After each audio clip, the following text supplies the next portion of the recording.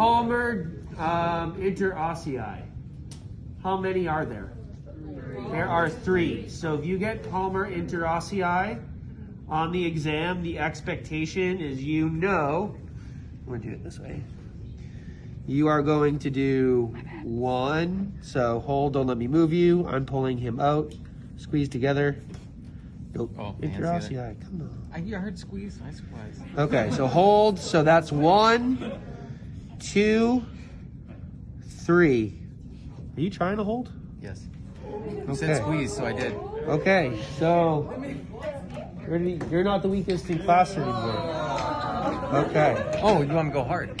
Oh. No, I don't want you to hurt. I don't want you to hurt your little muscles. Okay, so that's Palmar, 3 of them. For dorsal, how many? 4. So now you're spreading your fingers, and then if I didn't say before, you should actually stabilize down here, and then 1. You're really testing this way here.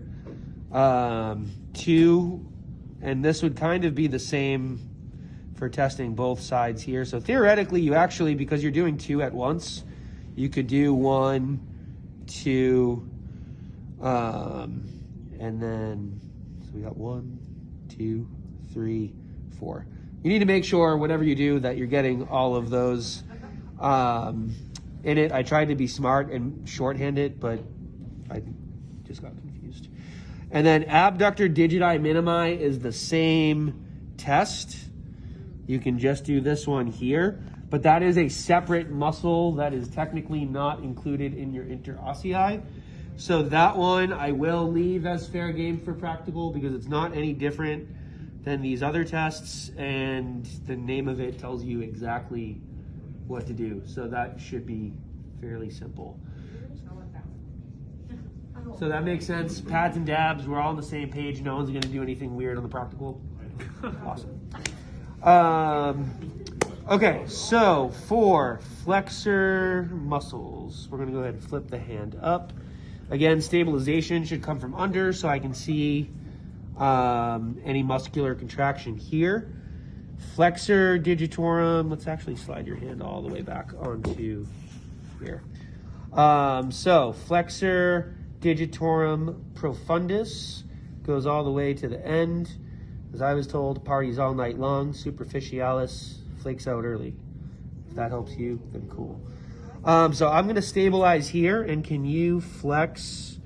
So see how we're getting some compensation down here. Again, that's technically not compensation because profundus crosses all joints, but I do want him to just flex this one. And he's able to do it. And then I could have you hold the position and don't let me move you, exhale. And he's able to hold here pretty strong. Superficialis, I'm doing kind of the same business, except now you are flexing your IP joint. And then my force, I would probably come in this way, flex, and then hold, don't let me move you.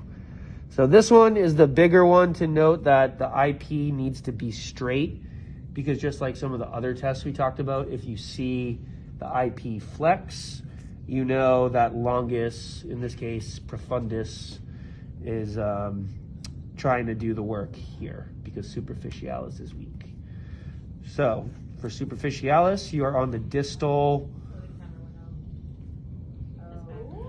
Superficialis, you're on the distal middle phalange.